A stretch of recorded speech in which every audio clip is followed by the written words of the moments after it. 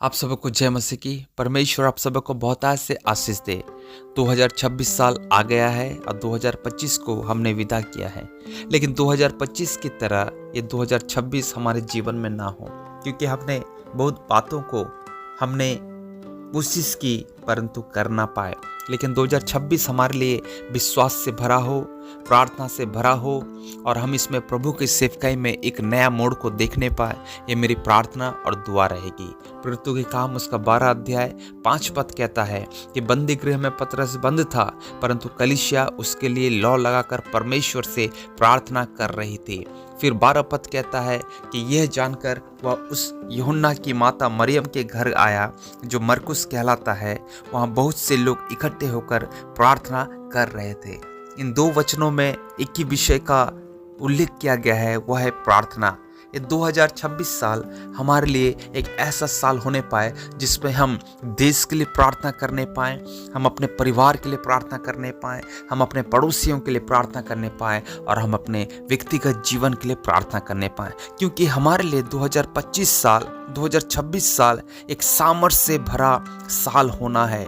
जो हमने 2025 में नहीं किया, जो हम कर नहीं पाए, वो 2026 में केवल मात्र प्रार्थना के द्वारा होने पाए। यहाँ पर प्रेरितों के काम 12 अध्याय में पतरस जेल में बंद है, वह बंदी गृह में सिपाहियों के अंतर्गत बंद है। वह नहीं जानता कि मेरा दिन कब आएगा, क्योंकि यहूदियों का फसह का पर्व बहुत ही निकट है, जिसमें हेरोदेस राजा उस पतरस को लोगों के सम्मुख लाकर अब मरवा देने वाला है। लेकिन कलीसिया के पास एक हथियार है, लेकिन कलीसिया के पास एक सामर्थ्य हथियार है जो परमेश्वर के द्वारा दिया गया है, और वह है प्रार्थना। यदि इस हथियार को कलीसिया चलाती है, यदि इसको कलीसिया के हर एक लोग व्यवहार करते हैं, तो पतरस का बंदीगृह से छूट जाना अवश्य था।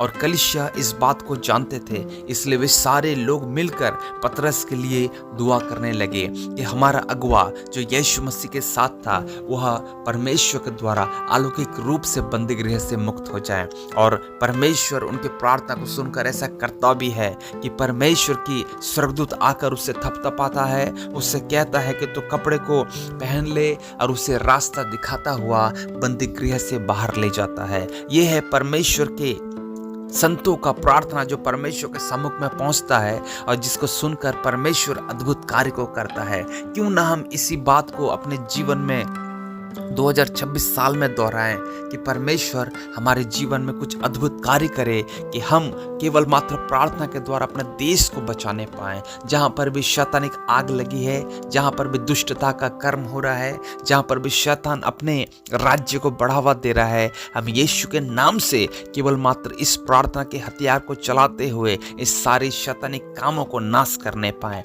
ये 2026 साल में हम बहुत बड़े बड़े विजय को देखने पाएं। 2026 साल में हमारे बहुत सारे प्रियजनों का, जिनका अभी तक उद्धार नहीं हुआ है, हम उनको उद्धार में केवल मात्र प्रार्थना के द्वारा से लाने पाए। हमारा हर एक घुटना, हमारे कलीसिया की हर एक घुटना टिकने पाए, हमारे कलीसिया जागृत होने पाए कि हम प्रार्थना करेंगे, क्योंकि प्रेरितों ने प्रार्थना किया था। यीशु मसीह ने उनको प्रार्थना करना सिखाया था। यीशु मसीह के 12 चेलों ने कलीसिया को प्रार्थना करना सिखाया था, और यही कलीसिया की नींव बन गए थे। कलीसिया में जो जो व्यक्ति जुड़ते थे, सब प्रार्थना करते थे, एक साथ एक मन होकर वे अपने हृदय को, अपने समय को, अपने परिवार को प्रार्थना करने में लाते थे। सो क्यों ना हम भी परमेश्वर के सम्मुख में अपने घुटने को बेंड करें, अपने घुटने को टेकें, अपने सिर को झुकाएं, अपने हृदय को झुकाएं कि परमेश्वर 2026 में तो अद्भुत कार्य कर, कि हम तेरी महिमा को देखने पाए। क्या कुछ ना होगा?